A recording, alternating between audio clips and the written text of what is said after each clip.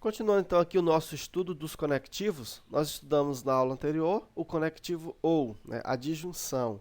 Nessa aula nós vamos conhecer, né, a tabela verdade do conectivo OU exclusivo, ou disjunção exclusiva, ou, né? Então vejamos.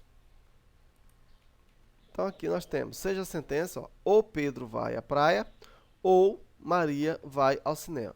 Veja que aqui é diferente a colocação.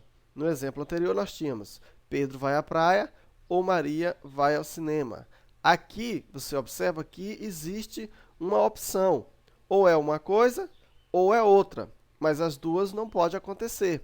Né? Diferente do outro exemplo, que os dois poderiam acontecer. E é por isso que aqui nós chamamos de disjunção exclusiva. Porque ou é esse ou é esse. Mas nunca os dois. Então, eu posso representar também a sentença do Pedro vai à praia por P, Pedro vai à praia, e o Maria vai ao cinema por Q. Aqui eu tenho o conectivo, juntamente com esse outro ou, e aqui nós temos, portanto, a representação simbólica. Ó. Veja que a diferença, simbolicamente, do ou exclusivo para o outro ou é a presença aqui desse tracinho, né, abaixo dessa representação. Então, aqui significa ou P, ou Q. Quem é P? Pedro vai à praia. Quem é Q? Maria vai ao cinema. Então, ou Pedro vai à praia, ou Maria vai ao cinema. Aqui dá uma ideia de exclusividade. Logo, no conceito, nós temos que uma disjunção só será verdadeira se obedecer à mútua exclusão das sentenças. Ou seja, será verdadeira se houver uma das sentenças verdadeira e a outra falsa. Nos demais casos, a disjunção exclusiva será falsa. Em outras palavras, nós podemos dizer o seguinte: se os valores lógicos forem iguais, o resultado vai ser falso. Se os valores lógicos forem diferentes, o resultado vai ser verdadeiro. Vamos ver aqui então a tabela verdade para constatar o que nós estamos falando.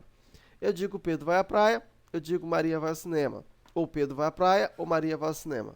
Então veja, se eu considerar isso aqui verdadeiro e esse aqui verdadeiro, qual seria o resultado lógico dessa sentença aqui de cima? Seria falso. Por quê? Porque o ou exclusiva, a disjunção exclusiva, ela precisa dessa alternância de valores. Se os dois valores são iguais, então o resultado lógico é o quê? É falso. Agora, se eu coloco verdadeiro ou falso, então, ou verdadeiro ou falso, resultado lógico, verdadeiro. Ou falso ou verdadeiro, resultado lógico, verdadeiro.